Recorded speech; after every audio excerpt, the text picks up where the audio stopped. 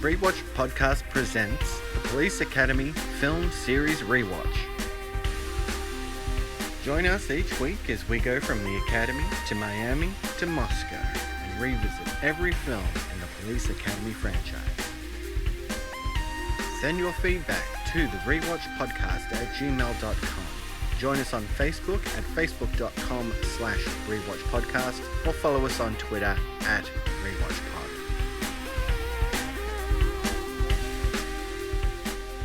Today we're discussing Police Academy 2, Their First Assignment. Starring Steve Guttenberg, Michael Winslow, Bubba Smith, George Gaines, David Graff, Bruce Mailer, Marion Ramsey, Colleen Camp, Howard Hessman, Art Mantrano, Lance Kinsey, and Bobcat Goldthwait. Directed by Jerry Paris. Welcome back to the Rewatch Podcast. I'm Cory, and my mother's name was Jughead. And this is Nathan, and I'll decline to answer that question out of respect for your gender. Oh, how kind. Hey, Nathan, how you doing, mate? Oh, yeah, nice to see you, man. How are you? Oh, I'm always ecstatic to be talking about movies, and Police Academy too. I know, so many movies. Our life is movies, isn't it? It really is. But that's okay, or I can think of far worse things to do. Yeah. Well, introducing these movies is ridiculous at the beginning because the cast is huge in these movies. Yeah, but it's something that I quite enjoy about the aspect of the rewatch show that we kind of did with Star Trek. It's a very good excuse to go back and watch all these things that, truthfully, I haven't watched in years. Yeah, for sure. I mean, it's crazy. I'm sure we'll get into it, but you know, I wonder how this one holds up against the first one. Yes, well, we'll give our verdict a little bit later, but before we go too far, shall we have a listen to the trailer? Let's do it. Let's do it. Lock your doors. Activate the dog. Stand up the man. Stretch the wire, because they've taken to the streets. They're the graduates of Police Academy, turned loose on their first assignment. You gotta build a trust between you and the people, and they'll respect you. They're armed. Now look, I'm serious. And they're dangerous. Mahoney. You have the right to sing the blues. You have the right to cable TV. It's a nice piece. Tackleberry. I was referring to your sidearm. Hightower. Yo, sir. Jones. Hooks. Oh, dirtbag!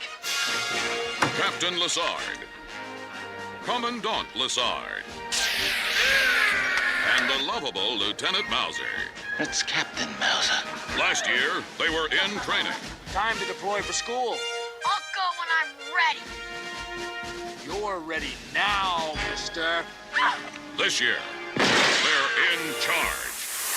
Police Academy 2, their first assignment. Alrighty. Well, shall we get into some trivia here? I think we should get straight into some trivia, definitely. Awesome. All right. So, the movie Police Academy 2, their first assignment was released on March 29, 1985, and it was actually the 11th highest grossing film in the United States in 1985 with a total of 55,600,000 in over 1,600 theatres. The film actually faced very strong competition in early 1985 in the United States theatres with such high-profile comedy releases as, and this list is impressive. And you know, we spoke about this last week, didn't we? About the list of films that the first Police Academy went up against. But this list is equally as impressive. I mean, we're talking Back to the Future was out at the time, The Goonies, Fletch, Brewster's Millions, Desperately Seeking Susan, Prizzi's Honor, Porky's Revenge, and The Sure Thing. So yeah, I mean, it's a pretty interesting list, isn't it, mate?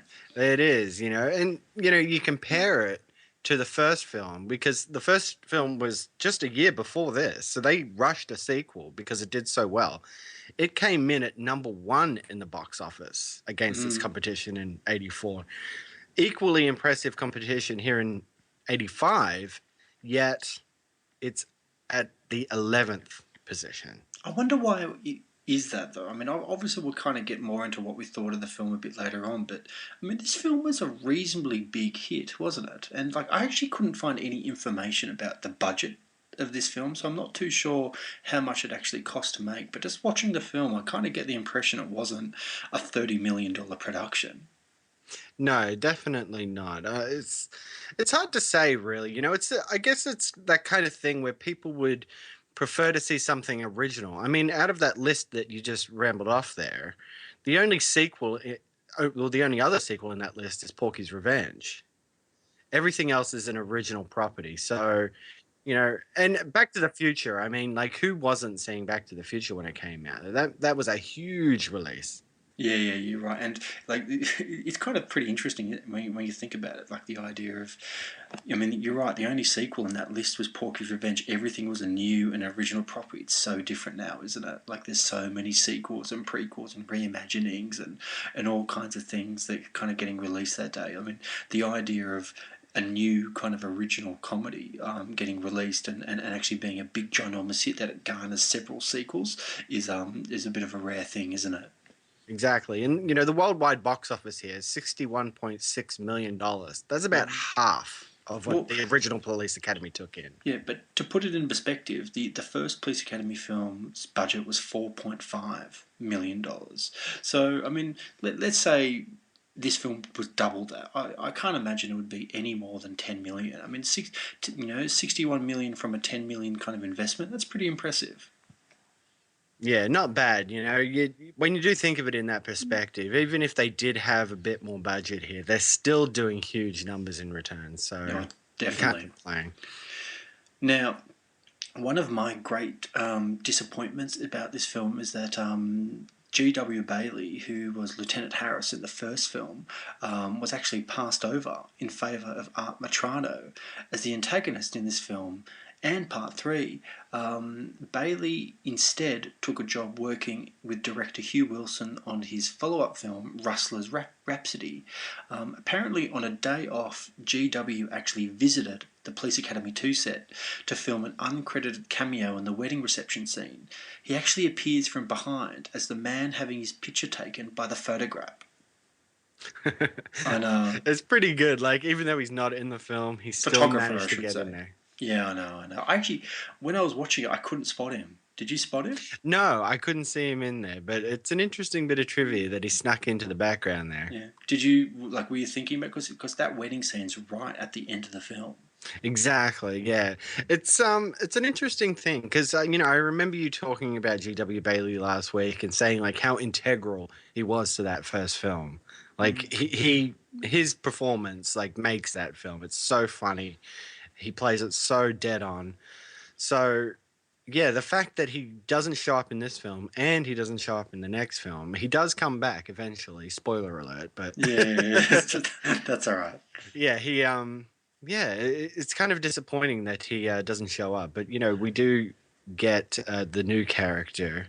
I'd love to know the logic as to why he was left out, because he, as we said before, he was such a good part of the first film, and he was so hilarious. Like, I can't understand why he was left out of this script. I don't know. It could have been a scheduling thing. Who knows? Yeah, and he could have been written into it.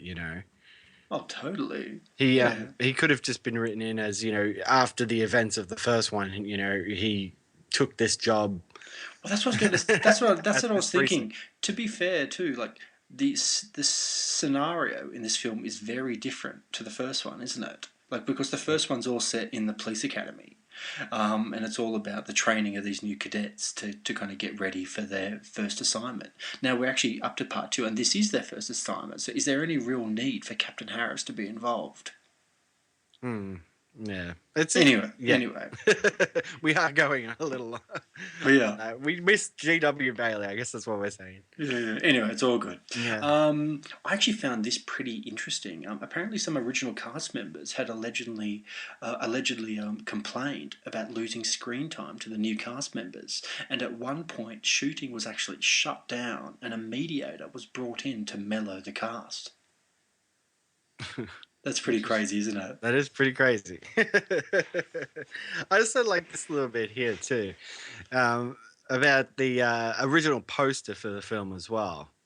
Now it says here, despite the fact that no such character exists in the movie, a blonde policewoman appears in the official poster. This was an inside joke made by the producers, as they had also requested that the same sexy girl be included on an be included on an earlier version of the first film's poster. So Yeah, I know. like weird marketing things where they're just like chuck a sexy girl in there. But Callahan's not in this movie either, so I know. Yeah, and this is the only Police Academy film that she's actually not in, because the next film, I mean, spoiler, it's called Back in Training, isn't it?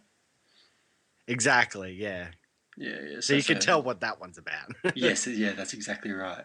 What else do we have here? The only Police Academy movie to feature the Commandant's Eric Lazard's brother, Pete. Howard was actually asked to reprise his role in later sequels, but he outright refused, saying that he regretted doing the film in the first place. Again, Commandant Lazard takes a back seat in this film in favor for his brother, Pete, who is the captain of the precinct. So now, the character of Pete was played by an actor named Howard Hesseman, and when I was watching him, he looked very familiar. Like I've seen him in many films or TV shows, and I looked into him, and he was that part of this sitcom called Head of the Class back in the 80s. Do you remember that show? yeah, I do remember that show. Yeah. Well, he was the teacher in that show, and they did like 90 or 100 episodes or something like that. And I think that must be where I predominantly kind of recognised him from. Yeah, it wasn't Billy Connolly involved in that show at some point as well. Oh, maybe that does sound kind of familiar. I think there was something about that, but yeah, I can't be sure. I'd have to look it up. Anyway. Anyway.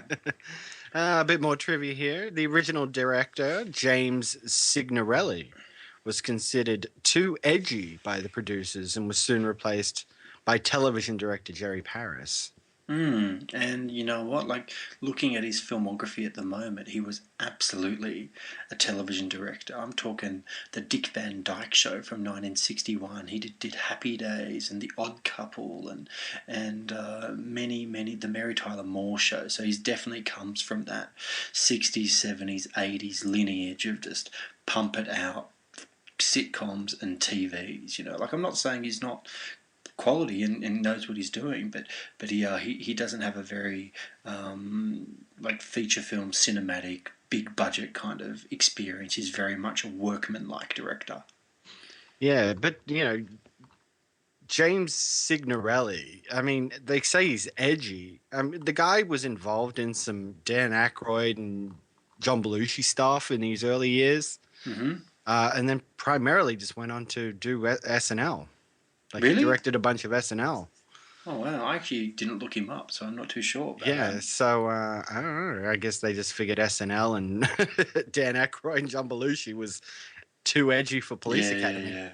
Now, and this I did find very interesting, is that apparently Bill Paxton was offered the role of Proctor, but turned it down because the contract required him to also work in the future sequels.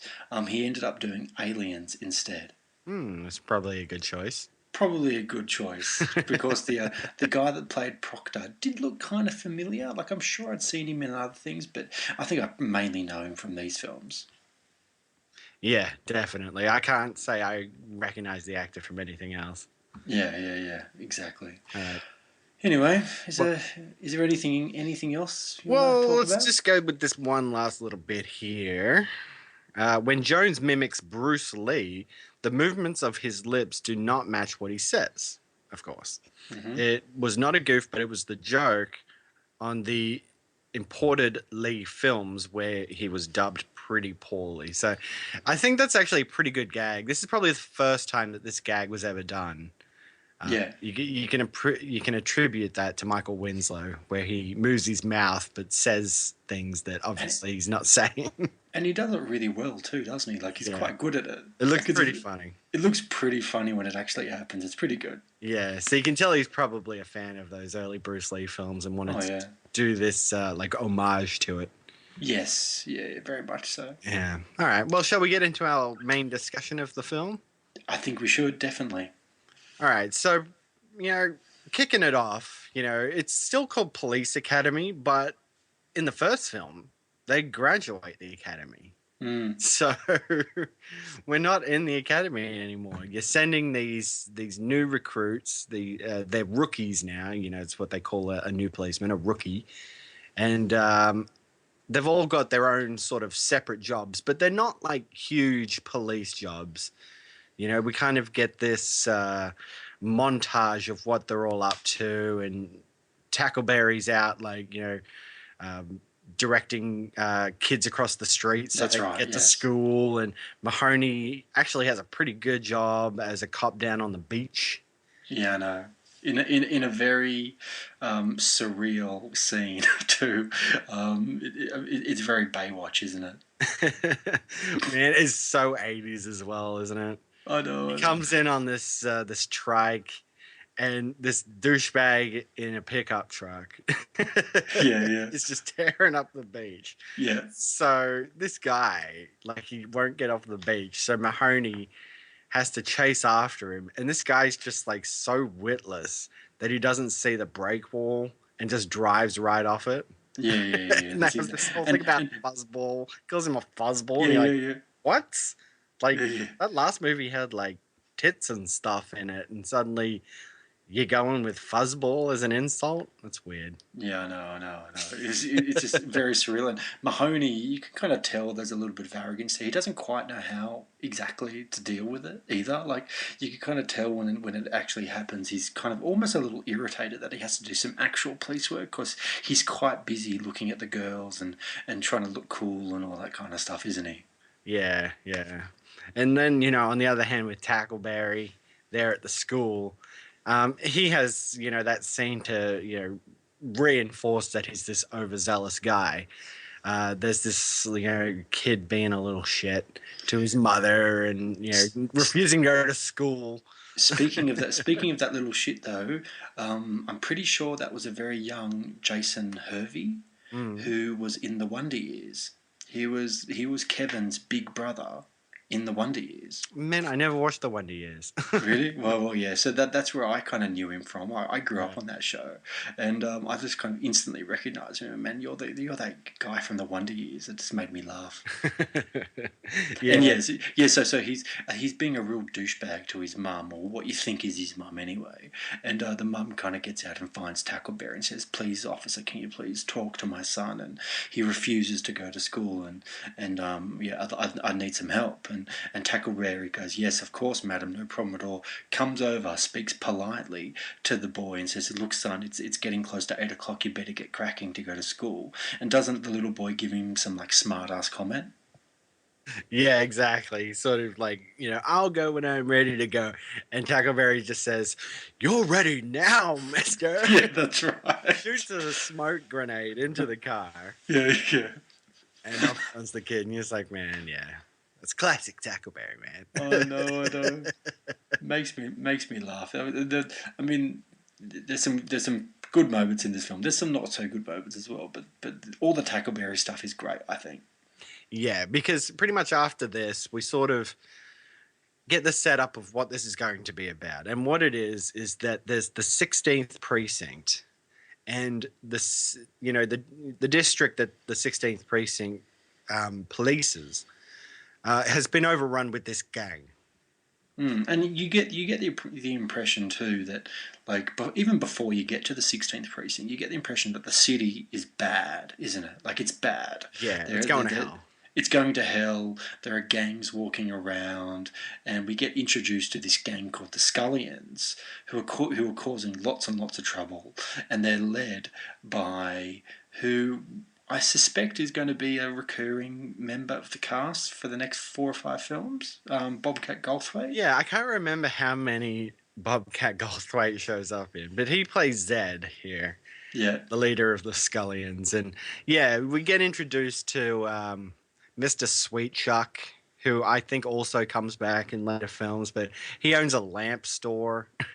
Yes. And he gets jacked up by some members of this gang, and Isn't there a gag too where he's kind of locking up the store and he's like he's got the security that he's got on the place is crazy. Like, doesn't he have like a Clint Eastwood poster like in the window, like a Dirty Harry thing, and he doesn't have like a fake dog like looking at everyone, and then he's got like a roller shutter out the front, and then he's got barbed wire that comes down over the roller shutter, and then he walks home, and doesn't he go to this very antiquated ATM or some description? Is that right? Some sort of like automated thing that speaks to you, and but it's weird. It's like he's standing in front of it and it's just going hello, hello, and he's like replying to it. I'm like, what? It's so weird. And that's when the Scullions show up, don't they?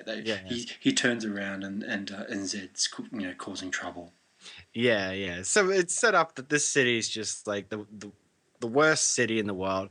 The 16th precinct is also the worst, police precinct in the city. And as the commissioner, we got the commissioner back as he's getting egged by the people. Yeah, that's right. Does he have a character name? Like I don't know what his name is. I think it might be Gordon, Commissioner Gordon. Is it? Oh, it is not. As in commissioner, like from Batman kind of thing. It could be. I don't know. It's for the most part, I think they just call him the commissioner.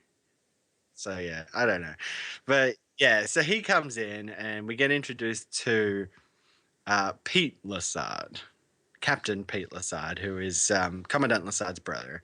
And he's at his wit's end pretty much. And the commissioner says, look, we got to turn this precinct around. We need to get this gang, all this stuff.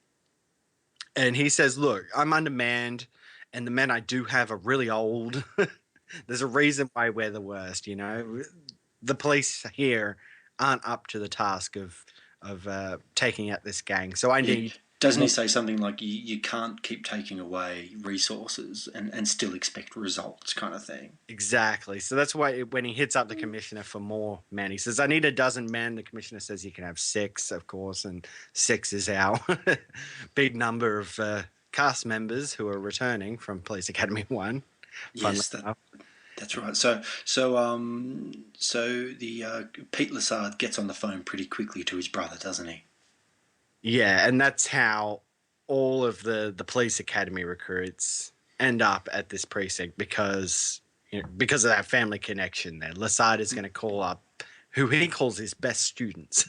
Yes. Keep in mind, before the commissioner leaves the 16th precinct, as he's walking out, you meet who's going to be the antagonist of the film, Lieutenant Mauser. And he actually kind of holds Commissioner Gordon up in a corner and says, look, I could do a better job and all that kind of stuff. And doesn't Commissioner Gordon essentially say to him, look, this guy's got 30 days to clean up his act. If he doesn't have it, he's out, and if he's out, you're in. So then all of a sudden Lieutenant Mauser has a very big motive to make sure that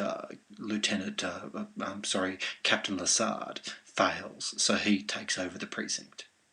Yeah, it's a weird thing to do on the commissioner's part, really, isn't it? Oh, it's a very strange thing to do. Yeah, he's given Lazard the chance. He said 30 days, here's some new men. But on the other hand, he's pretty much telling Mauser that, Lazard can screw up, which means you'll become captain. So, what does he expect Mauser to do? Yeah, I don't know. At the very least, Mauser wouldn't help to make the situation better. Yeah, but you can kind of tell that Mauser is an enormous ass kisser. Like, in fact, isn't there a line from the commissioner as he walks out that says, Mauser, you're just like the best ass kisser I've ever met, kind of thing, which has kind of just made me laugh a little bit. But yeah, because isn't there a thing where they're sprouting statistics and he actually corrects him and he goes, burglaries, up by 40%. And he goes, well, actually, no, it's actually 48% or something like that. Yeah, just make his captain look even worse than he ever did. So, we have Mauser here, who is our fill-in for Harris. So, how do you think Mauser compares with the Harris character? Does he live up to it at all? No, not at all. But I'm not too sure if it's entirely his fault. There's a few plot points throughout the film that I just didn't really buy all that much. I thought he was fine. He was a fine actor. He just didn't have the menace that Harris did. I mean, you really didn't like Lieutenant Harris. Lieutenant Mauser just irritates you, and you just want to see him lose for the whole film. And yeah, like that's kind of how I think. What do you think? Yeah, I don't think he had the real comedy that Harris had. You know, even though Harris was, you know, the antagonist of the film, he still brought the comedy. Whereas Mauser, you just look at like a smarmy guy, and you're really, really happy when bad stuff happens to him, but it's not as funny. He just doesn't play it as funny. And they give him this offsider, Proctor. Yep. Who, like, Harris had an offsider, it was Callahan, but Callahan didn't really play the big part, and she wasn't really like someone you looked at and thought, I don't like you. I'm surprised they didn't bring back all of those characters as well. Like, you know, you're right. Like Callahan wasn't there either. The two deadbeat that gave Mahoney a lot of grief, that were like Harris's confidants. They weren't in the film either, which I was surprised at, because I don't think they necessarily did anything wrong in the first film to not deserve to get called back. You know what I mean? Yeah, and it's not like it's, you know, forever later. This is 1 year after Police Academy. So like, what were these other guys doing? You know, did they have prior commitments or something? Maybe it's possible, but still, like, I would have thought, you know, if you've got a winning formula together, you keep it together, you know. Yeah, that's true. Anyway, and I do think that this film suffers a little bit from the continuity between the first film and the second film not being entirely as consistent as it kind of could be, because some of those elements for me are missing. And as much as Art Matrana does his best, Lieutenant Mauser, because you clearly don't like this guy, he's not as good as Lieutenant Harris. Yeah, that's true. But you know, this is the setup for what's going on. You know, we're going to get the rookie cops to the precinct. There's a great part, you know, when Captain Lazard calls up Commandant Lazard, and they have this whole back and forth about, you know, like at first Commandant Lazard doesn't even like know who it is on the phone. Yeah, that's right. But then when he realizes, he's like calling him his baby brother and stuff like that, treating him like a child in a way. Yeah. And it's a good little back and forth. And you know, they have that thing. He's like, "Oh, you haven't got a girl into trouble, have you?" And he goes, no, actually, I need to get my hands on some men. That's goes, right. Oh my God, like, have you told your wife about this? Yeah, that's right. Yeah, that's right. But it kind of made me feel like I was watching The Naked Gun a little bit. I kind of felt like Leslie Nielsen kind of should have been showing up doing those lines, but it just made me laugh. Yeah, I like that stuff. It was good. Yeah, it's again, like, I wish George Gaines was in it some more, because I like his character. I think it's just that witless Commandant Lazard is a great touch to it. And correct me if I'm wrong. I mean, you've seen all the films. I don't remember the rest of them, but I'm fairly certain his character doesn't really increase all that much for the rest of the movies. He's always in them, but he only shows up for about 5 or 6 minutes in each film. Is that right?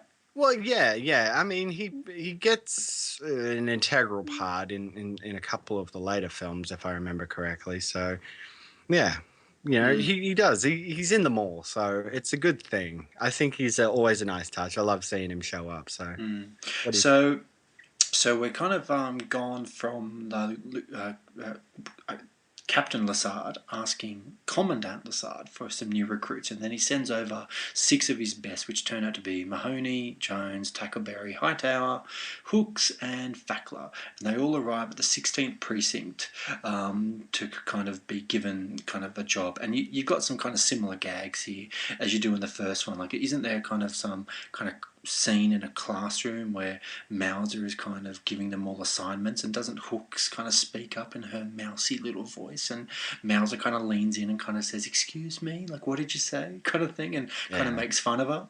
Yeah, exactly. Because I don't think we mentioned this, but Mauser is the watch commander, so it's his job to sort of assign everybody to what they're doing. Yeah, but as we mentioned before, he wants to see everybody fail so he can assume control. So he almost kind of sabotages the efforts of these 6 new recruits, and doesn't he pair them with some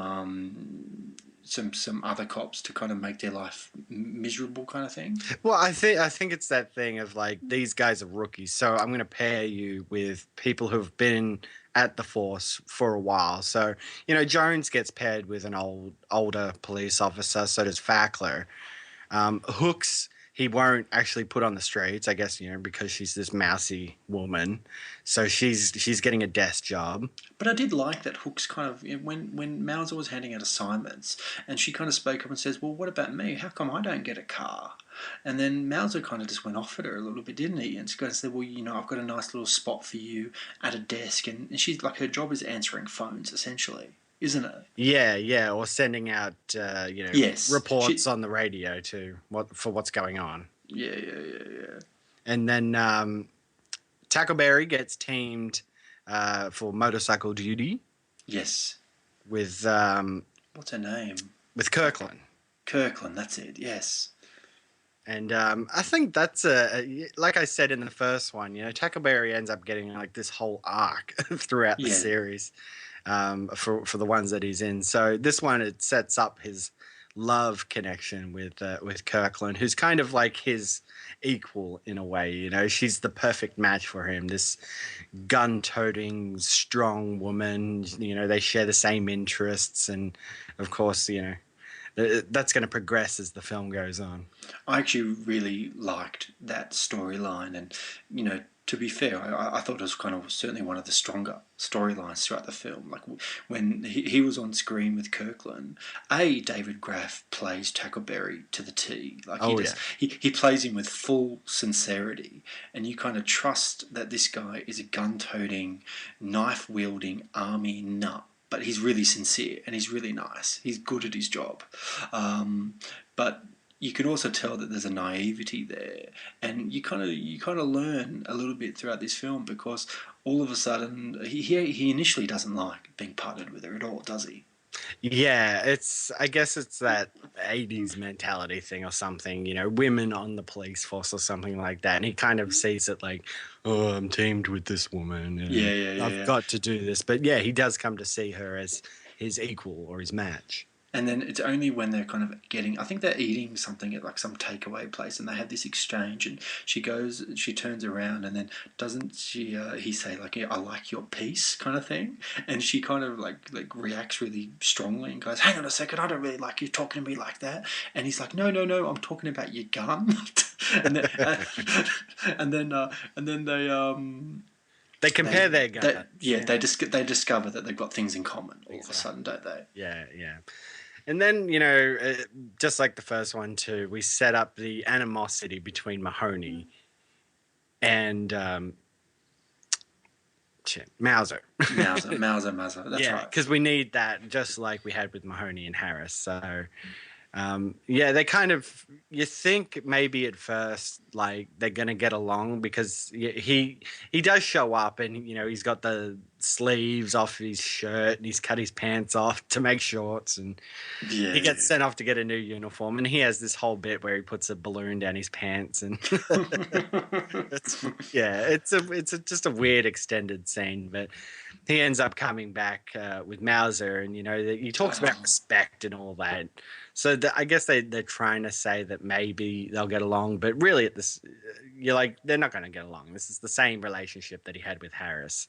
Yeah, but Mahoney can kind of see through Mauser a little bit. He can see that he's not kind of doing the right thing by the fellow cadets. Yeah. Can he? Does he? And Mahoney gets teamed with Officer Stuhlman. Yes, that's right. Who is this just disgusting person? Like, he lives in like a crap hole, and he's just dirty all the time, and he's overweight, and he just never tucks his uniform. He just looks dirty all the time. He's a fun character. He's a nice guy and everything like that, but he's just dirty all the time, and he runs the canine unit. Yeah. And I don't know, it's an interesting character, really. Just this slob of a man. Hello? Hello? Who is it? Carrie Mahoney, your new partner. Hey, Hey, come on in. Come on in. Thanks. Make yourself at home. Alrighty. Don't sit in the broken chair. Yeah, right. I got it. I saw it. Would you like some breakfast or something? No. There's some eggs on the stove. I'm fine. I'll get something later. Tetanus shot, maybe. Hey, this is an excellent place you got here. Oh, thanks. I decorated it myself. Hey, how you doing? How you doing? Vinny Stulman. I got peanut butter on That's my okay. hand. It's okay. I Hey, like peanut butter. Carrie Mahoney, nice to meet you. Hey, would it be okay if I eat real quick? Yeah, go ahead. Thanks. You know, next to a lunch and dinner, breakfast is the most important meal of the day. Oh, jeez. Bunky, how many times I gotta tell you? The litter box.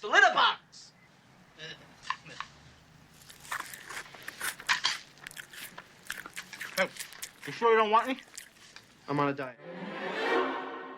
He looked really familiar too. I wasn't too sure where I kind of had seen him before, but he looked like a reasonably familiar character. But again, I quite like. I didn't mind the Stallman kind of character. I thought he was like. Isn't there a scene too where they're kind of walking along the street and Stallman kind of completely freaks Mahoney out? Where he pick up like a chocolate bar that's on the street, and he kind of just like blows it off and goes, "Oh, look at this! I can't believe I found this. You know, I'm going to eat this now." And Mahoney goes, "What are you doing? Like, are you actually going to eat that?" And he goes, "Yeah, like it's a waste, you know," or something like that. And What, do you want to split it or something? Yeah, that's right. Do you want to split it? And he goes, no, it's okay. Yeah. So it's pretty funny. I like it. But there's also a good gag there too, because I mean, as they set up the whole Mahoney Mauser kind of, that they play off against each other. Isn't there a gag too where doesn't Mahoney take the shampoo out of Mauser's shower and replace it with glue? Is that right? Yeah, it's like a plastic adhesive or something. Like Tackleberry's using it to fix a crack in his helmet. When it dries, it becomes plastic. So yeah, he swaps it out with Mauser's shampoo, and that's right. Mauser's hands get stuck to his head. Yeah, that's right. And doesn't he charge out of the shower naked with water dripping all over him, just trying to like find who's to blame, and he can't open his eyes either because doesn't he have like shampoo and glue and all that there? And it's awful. Yeah, it's a pretty good scene. I like it. It's one of the better scenes with Mauser, I think. Well, and there's a scene later on in the film that kind of disturbed me a little bit, where I think Mauser kind of came back to the he was going to get someone, I can't remember exactly what happened, but this nurse and that came down to the locker room and they were going to give someone like a rectal examination. Yeah, cavity search. A cavity search, that's it. A cavity search. And the nurse is like, well, can you point me in the direction of such and such, or whoever she was looking for? And Mahoney kind of just like motions to Mauser. And isn't there like these two kind of nurses there as well? And then they kind of go on, like everybody leaves the room and they go and pick up Mauser, throw him on the table and give him a rectal examination against his will. Yes. And it's actually quite a confronting scene. Yeah, you're just like, how do you get away with this? And it's set up in like the weirdest way as well, because a fight breaks out at the Blue Oyster. And they end up like arresting all these people. It's a big confrontation there. It's a great gag too with Proctor, who knows the exact address of the Blue Oyster Bar. That's right. I know. But they arrest all these people, and you know it's a great scene for Hightower because he can just go in and like throw all these guys out, and yeah. He gets the admiration of all the bears at the Blue Oyster Bar. Now, look, and as they're processing everybody, Mauser comes in and says like, "Oh, you know, unlawful use of force and stuff like that. We had to drop all these charges." And it's at that moment that Mahoney is actually getting Captain Lazard to sign a permission slip for a body cavity search. Yeah. So when it comes around later, he's like, "Oh, they just set that up." You know, it's just the tiniest little. I don't know. They're paying attention. They set things up early. Speaking of which, though, like you mentioned Hightower before, like you don't really see much of those characters in this film. Like again, like we spoke about Winslow and Hightower and Hooks in the last film, and like they hardly really get a mention in this film. I mean, they're there. There's a few gags, but there's not that many, is there? No. It really does just focus on Mahoney and Tackleberry for the most part. And the others really don't do anything. Truthfully, Mahoney's the least interesting part of this film. I actually didn't really find his storyline all that engaging. Yeah, it doesn't really come around until later when Mauser's plan works and Lazard is stood down. He becomes the captain, and then Mahoney and Stillman also get stood down. Yeah, and then they infiltrate the gang. Yes. And that's where Mahoney comes back into it all. Yeah, but I think for me, I didn't really buy that. I didn't buy Steve Guttenberg as an undercover cop, like on the beat, and he's trying to like be all like cool. And there's a scene there where he's infiltrating the gang, and he's trying to get to Zed and do all that kind of stuff. And don't they have to like go across this walk bridge and then down into a cave, and then they finally meet Zed.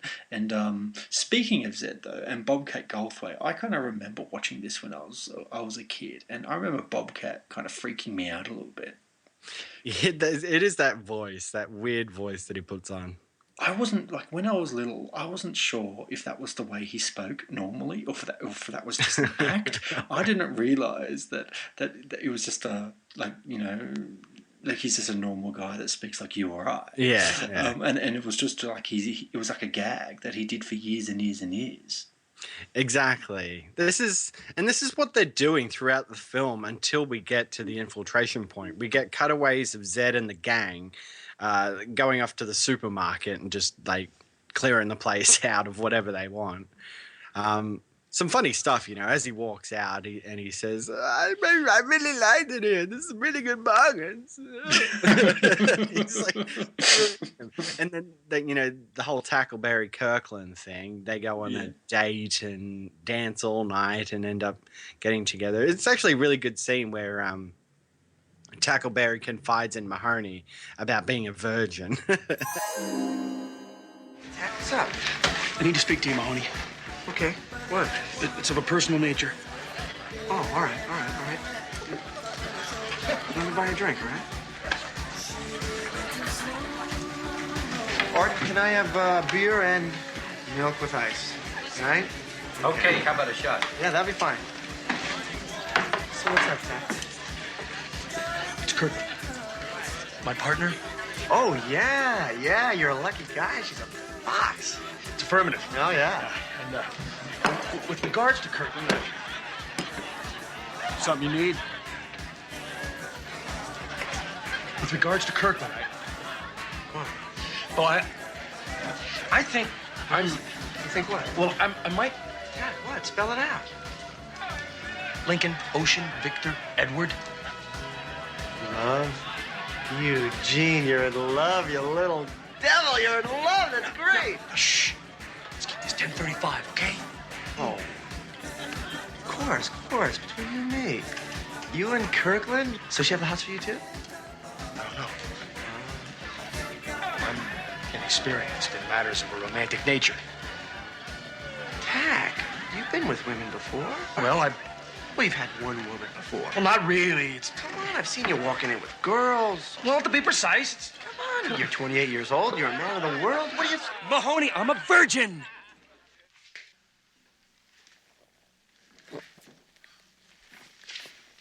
You people go about your business or I'll crack some heads. And then aside from that, there's the fight at the Blue Oyster Bar. So Hightower gets his moment, and Fackler has one scene where he lends a guy a box of matches and they set a car on fire with it. Yeah. And isn't there a scene too where Tackleberry has taken Kirkland out on a date and he's dressed in like the most god-awful kind of suit ever? It's like plaid or something. Yeah. And he shows up at Kirkland's house and he opens the door and the first thing he does is give her a gift, doesn't it? And it's like these earrings that are shaped like handcuffs or something like that, aren't they? And they end up going out and they have a great time, and for whatever reason, one thing leads to another and they end up in the bedroom. And it was one of the funniest gags throughout the whole film when they were kind of in the middle of the business and they were undressing, and they had this gag where the camera was just focusing on all the clothes getting thrown onto the floor, and there was just gun after gun after gun getting thrown down, and it just made me laugh. It's pretty funny. So that's their whole setup, but yeah. So this is what's happening just in the middle here. And then, we get into infiltrating the gang as well. They did have a little bit where, they were robbing Sweet Chuck again. And, of course, they all show up and Kirkland just goes, ape shit with this automatic rifle. I know, and like 3,000 rounds or something like that. And then they totally destroy the place, don't they? Yeah, so it's all this craziness going on. And they don't even catch the guys, do they? No, they get away. And they Sweet Chuck gets a broken arm and stuff. So it's man, this is craziness. So isn't it right at the end as well? Doesn't Hightower kind of walk in right at the end and he tries to identify the perp, and doesn't he just pick up Sweet Chuck by his arm, just lifts him into the air, and somebody says, "Hang on a second, that's the owner of the store," and he kind of puts him down and he does a wry kind of grin and goes, "Oh, sorry, I didn't mean to do that," Yeah, and then the other thing too is. Pete meets up with his brother, Commandant Lazard, at this Japanese steakhouse.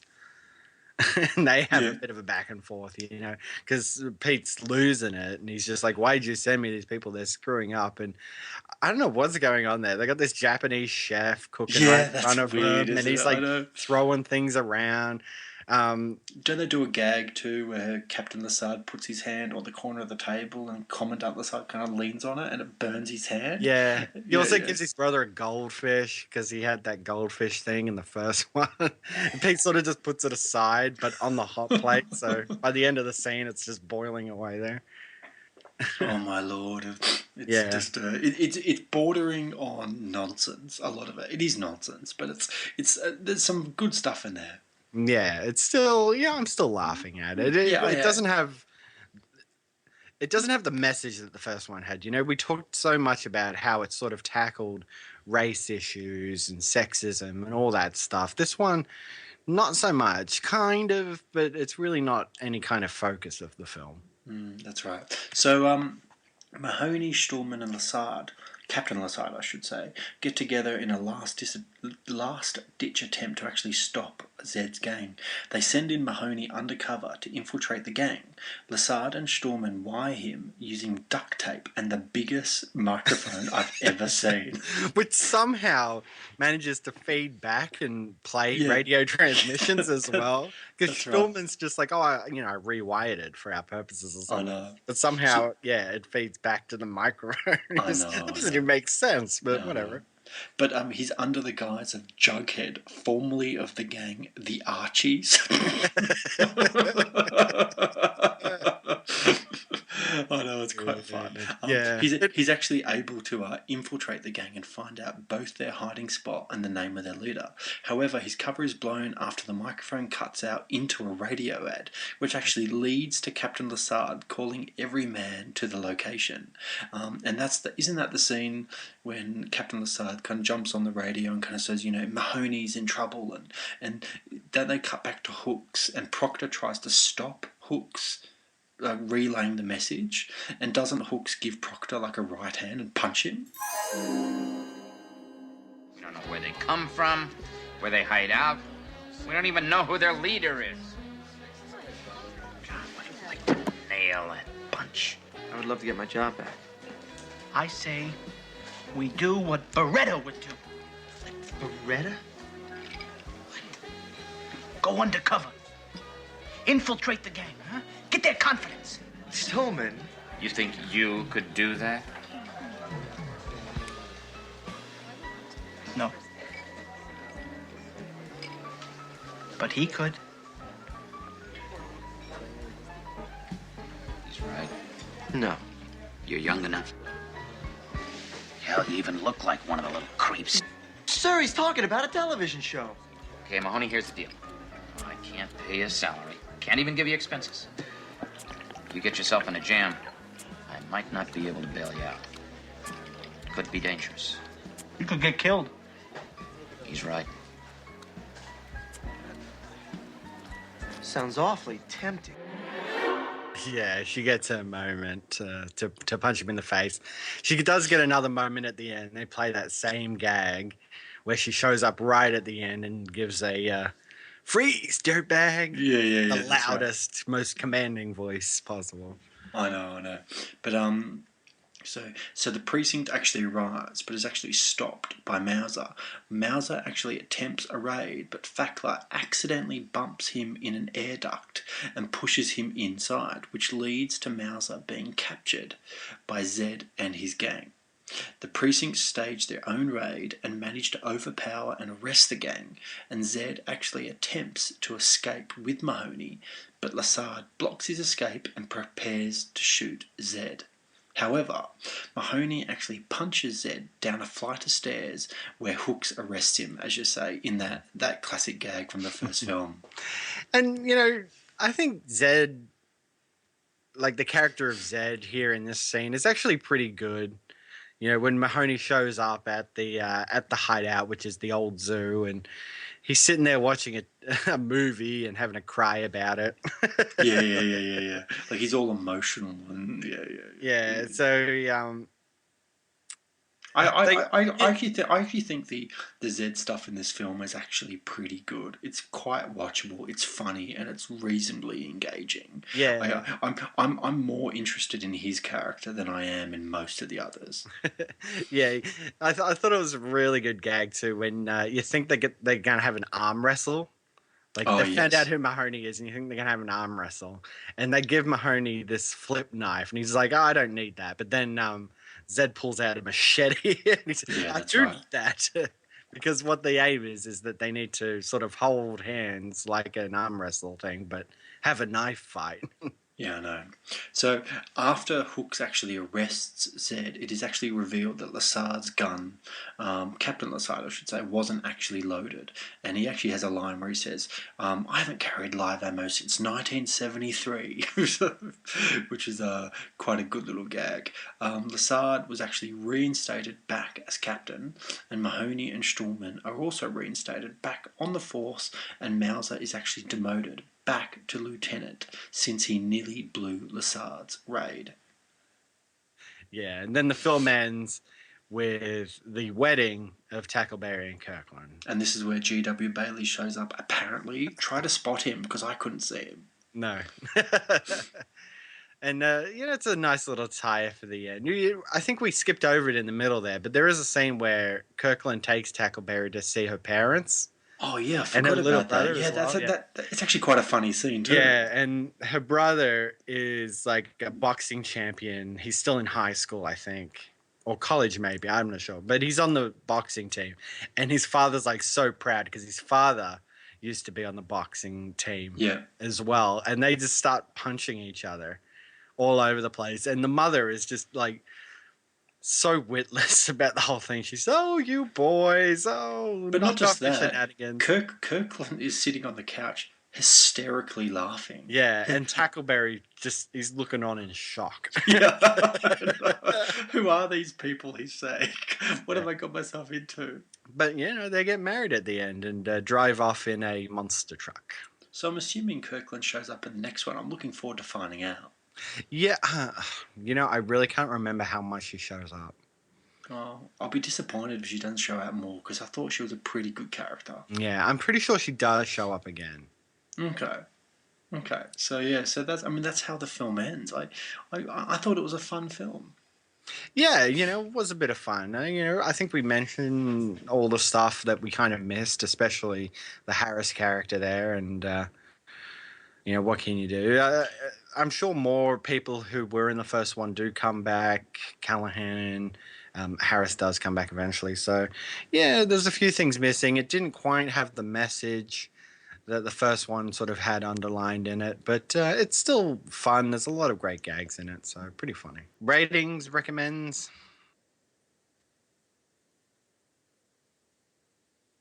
The first one's fun.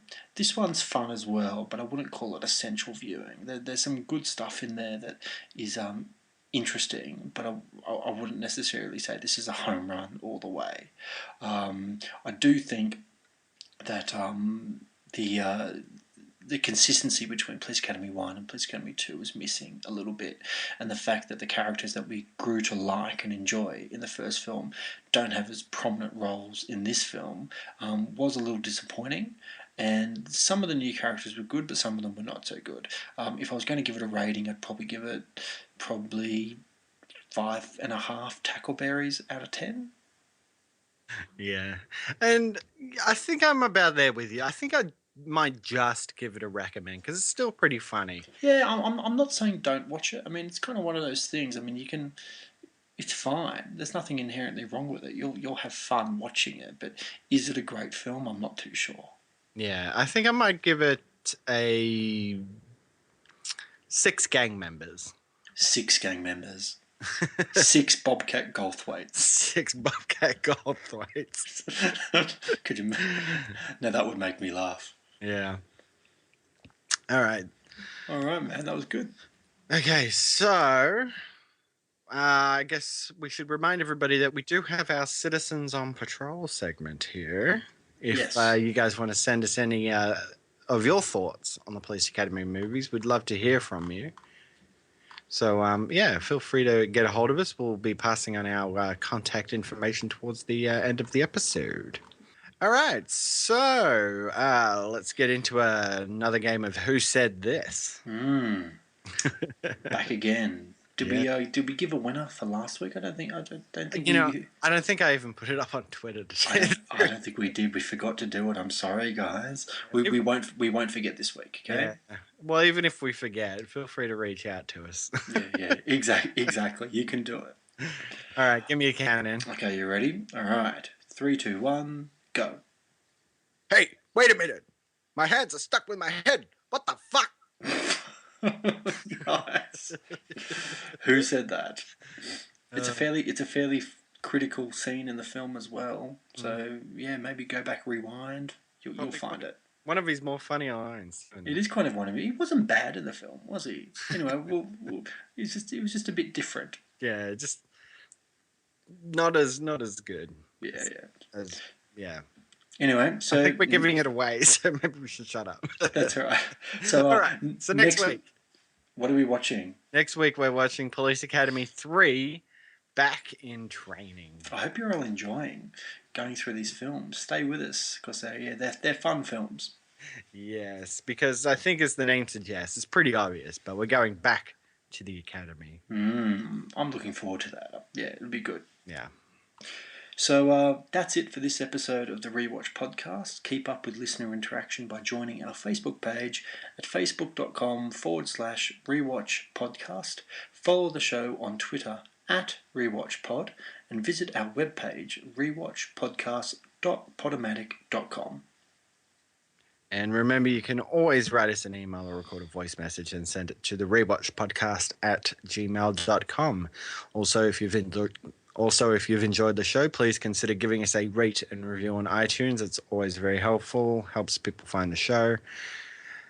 And you can help support the Rewatch Podcast by heading over to patreon.com/Rewatch Podcast. And you can make monthly contributions there as little as $1.